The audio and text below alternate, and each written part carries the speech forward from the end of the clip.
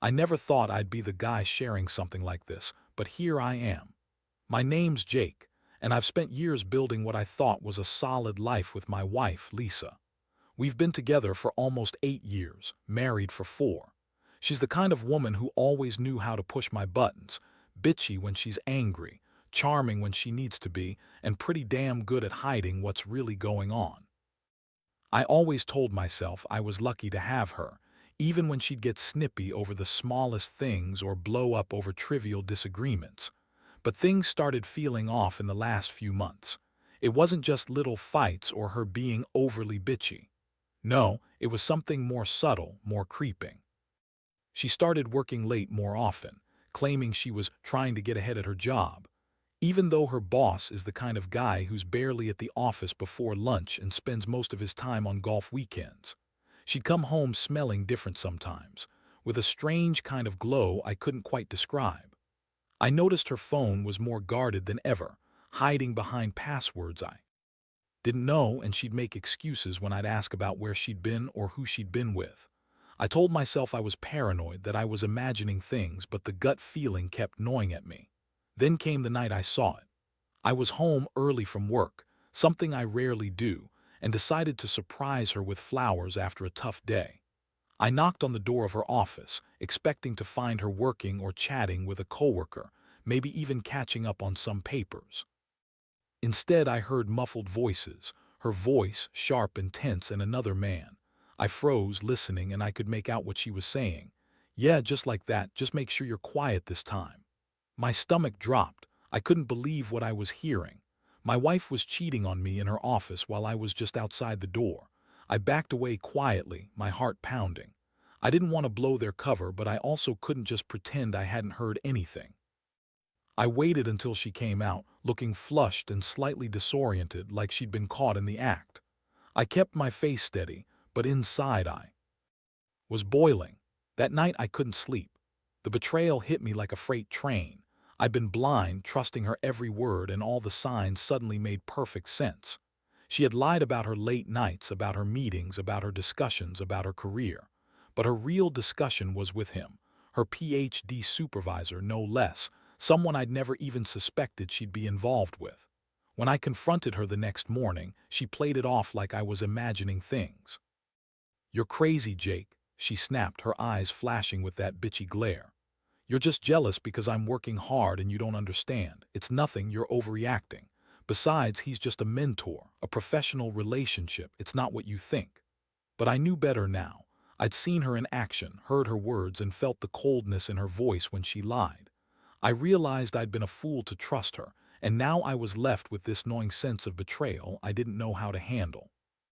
At that moment, everything changed.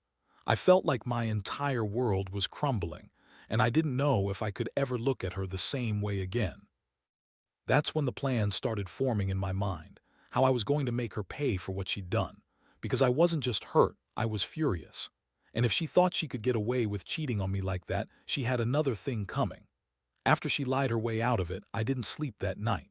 Instead, I spent hours packing the house, trying to process what I had just found out. My mind kept going back to her words, the way she looked when she was trying to pretend everything was normal. I kept asking myself how I had missed all the signs, how I had let myself believe she was just busy with work or stressed out from her dissertation. In reality, she was sneaking around with her damn PhD supervisor, that smug bastard.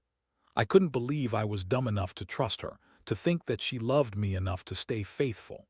The next day, I decided I needed to know more. I started digging through her phone, her emails, her social media. I didn't want to do this, but I couldn't help myself. I had to find concrete proof, something I could hold in my hand that would make it real. Sure enough, I found messages, flirty texts, late-night conversations, photos of them together, sometimes in her office, sometimes in his campus car. She'd lied about everything. She said they were discussing publication opportunities, but it was obvious that wasn't the case. They were fucking each other, plain and simple. I felt a mix of rage and heartbreak boil up inside me. My wife, the woman I thought I knew, had been cheating on me with her own supervisor, who, let's be honest, is not exactly a catch himself. I sat on the couch, staring at her phone screen, trying to process the revelation. My mind raced with thoughts of betrayal, heartbreak, and the burning need for revenge. I couldn't just confront her again and expect a different answer. No, I needed to do something that would really make her feel what I was feeling, humiliated, betrayed, and utterly destroyed inside. That's when I started planning. I knew I wanted to humiliate her in front of everyone, make her regret ever crossing me, make her see that I wasn't some idiot to be walked all over. Over the next few days, I gathered more evidence.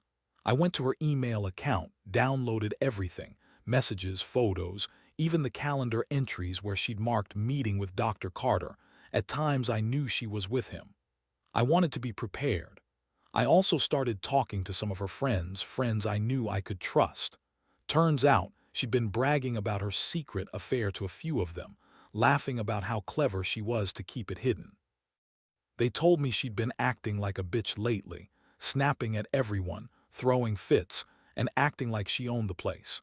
It made me realize how much she had changed from the woman I married. One thing I couldn't shake was this feeling of utter betrayal.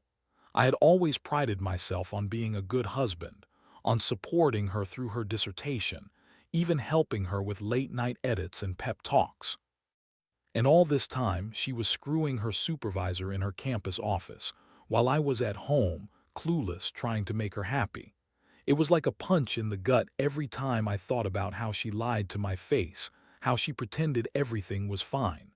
I started to see her real face, a manipulative, bitchy woman who didn't care about me at all. She only cared about her own ego, her career, her secret sex with a man who was supposed to be her mentor but clearly wanted more.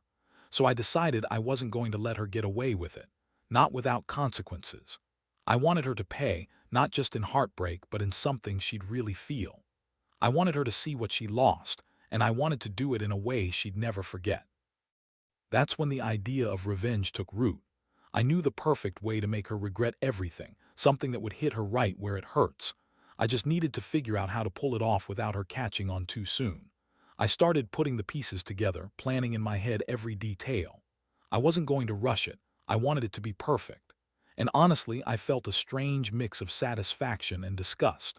Part of me wanted to destroy her, to make her feel as small as I felt inside. But another part was just numb, exhausted by the weight of realization. I hadn't just lost trust, I'd lost my sense of who I was.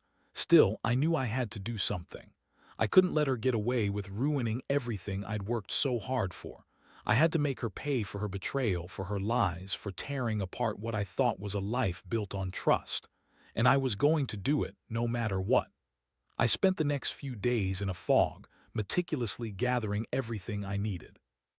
I set up a hidden camera in our bedroom, just in case she tried to slip away or lie her way out again. I knew her type. She'd probably deny everything until her last breath. I also started talking to some people I knew she'd been confiding in, trying to figure out if there was any way to turn this into something truly humiliating for her. I wasn't just out for petty revenge. I wanted her to feel the full weight of what she'd done. Meanwhile, she kept acting like nothing was wrong. She'd come home late, smelling of strange things, her perfume mixed with something else I couldn't place. She'd be bitchy with me, snapping over stupid stuff, pretending to be the perfect wife in front of everyone else, but I saw through her. I saw the cracks in her facade widening every day. She thought she was untouchable, that her little lies would keep her safe. That's what pissed me off the most, how she lied so easily, like she was better than everyone else, like she could get away with anything. One night, I caught her in a lie about where she'd been. She told me she was at a book club with her friends.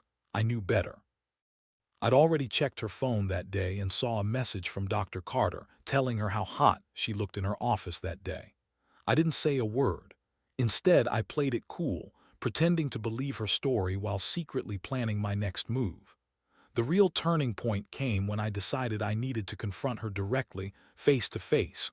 No more hiding. I waited until she came home late again, and when she walked in, I blocked her path. I looked her straight in the eyes and told her I knew everything. Her face went pale for a moment, but she quickly recovered and started her usual spin.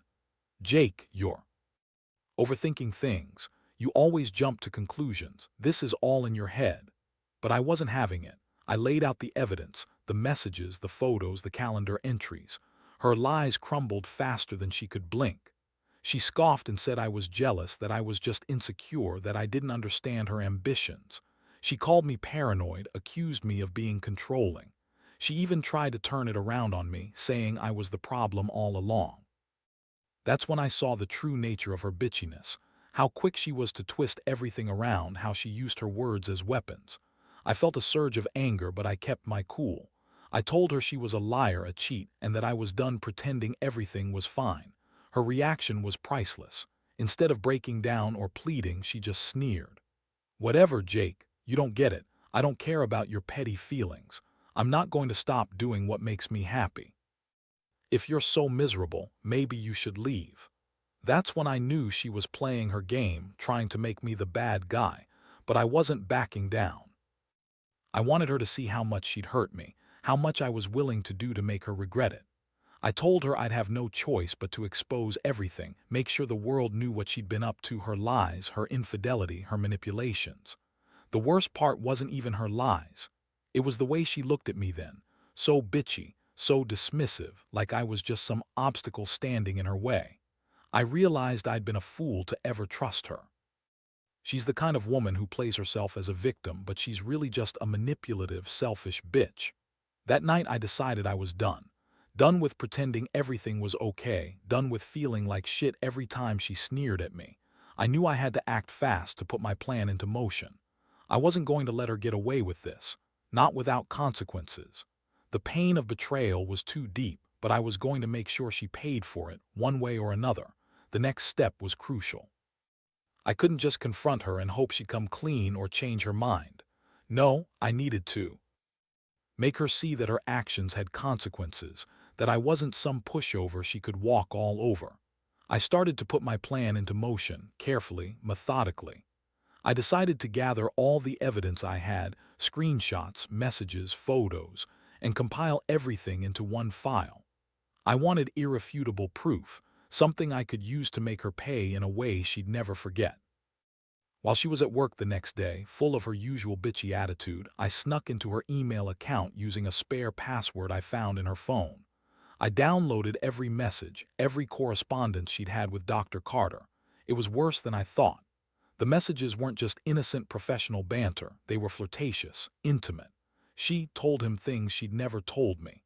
She'd called him her favorite, said she felt alive when she was with him. It was like a knife twisting in my gut. I couldn't believe I'd spent years supporting her, loving her, only to find out she was screwing her own PhD supervisor during her dissertation defense celebration. I found a particularly damning exchange. She'd sent him a photo of herself in her office, captioned, "Wish you were here." The sheer audacity made my stomach churn. I also found texts where she'd promised to meet him again, said she needed him, that he was the only one who truly understood her. I printed out everything, made copies, stored them away securely. This wasn't just about cheating. It was about her lying, manipulating, pretending to be someone she was not. My feelings fluctuated between rage and deep sadness.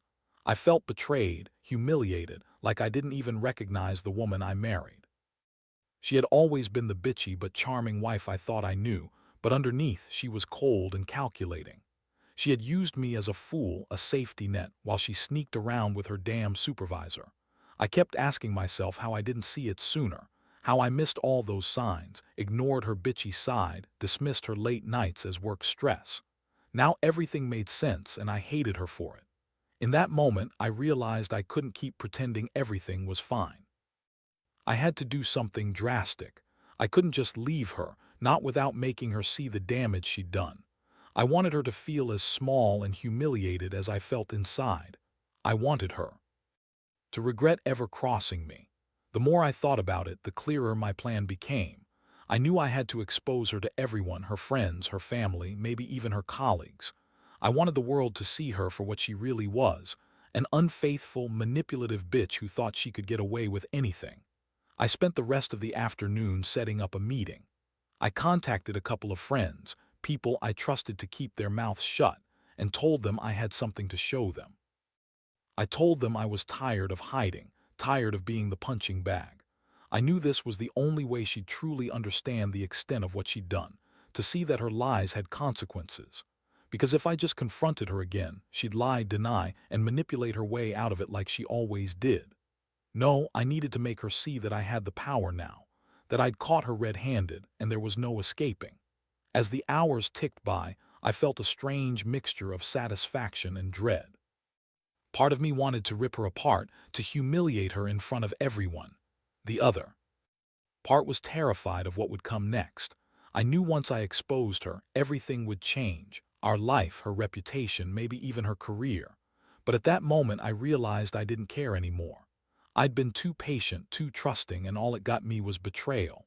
Now I was ready to make her pay for everything she'd done. I was done being the fool. It was time she saw the real consequences of her actions, and I was going to be the one to deliver them. That evening, I set everything in motion. I met with my friends at a quiet bar near downtown, people I could trust to keep their mouths shut and who would understand the magnitude of what I was about to do. I showed them the evidence, screenshots, messages, the photos, and explained the whole story. Their reactions ranged from shock to anger. One of them, Mike, said, "Man, you gotta do something. This woman's a real bitch and she's been screwing you over the entire time." I nodded, feeling a strange mix of relief and cold determination. We agreed I should confront her with everything, but I wasn't planning just a simple showdown. No, I was going to do something that would hit her where it hurt, publicly, decisively. The idea was to give her a taste of what it felt like to be humiliated, just as she had humiliated me. I wanted her to see that I wasn't just some pushover who'd take her lying and cheating. I wanted her to understand that she had crossed lines she could never come back from. The next morning, I woke up early, heart pounding. I prepared a folder with all the evidence, printed copies of her messages, photos, and a detailed timeline of her affair. I knew I couldn't just send her a message or call her. She'd deny everything or spin it into some crazy story. No, I needed to do it in person, in front of the right audience. I decided I'd invite her over to my friend's house, where I knew she'd show up, and I'd lay everything out for her. I wanted her to see the look on her face when she realized I had everything, that I wasn't playing around anymore. When she arrived that afternoon, I kept my cool, but inside I was simmering with anger. I greeted her with a cold smile, then led her into the living room where I'd set up everything. I told her I had something important to show her, something she'd definitely want to see. I placed the folder on the table, slowly opened it, and started reading the messages out loud. Her face paled as I revealed each incriminating exchange, each photo. Her bitchy facade cracked. She tried to deny it, but her voice was shaky, her eyes darting around as she realized I had everything. "Look at this, Lisa," I said calmly but with steel in my voice. "You've been cheating on me with your own PhD supervisor during my dissertation celebration. While I was thanking your committee, you were in his office getting fucked. How could you lie to my face? How long has this been going on? How many times did you pretend to be working late while you were screwing him?" She sputtered, trying to come up with some excuse, some lie, but I cut her off. "You think you're so clever," I continued, voice rising. "Pretending it's just professional, pretending it's about your stupid career. But I know the truth now, and everyone else needs to know too." I looked around at the silent crowd, people who had no idea about her secret life. I could see the shock in their eyes, the disbelief. It was exactly what I wanted. Her bitchy attitude, her false charm, everything was falling apart right in front of her. Her first instinct was to lie, to deny, but I held up the printed evidence. I told her she could spin her stories all she wanted, but the truth was right there. She started crying, not because she was ashamed, but because she realized she'd lost control.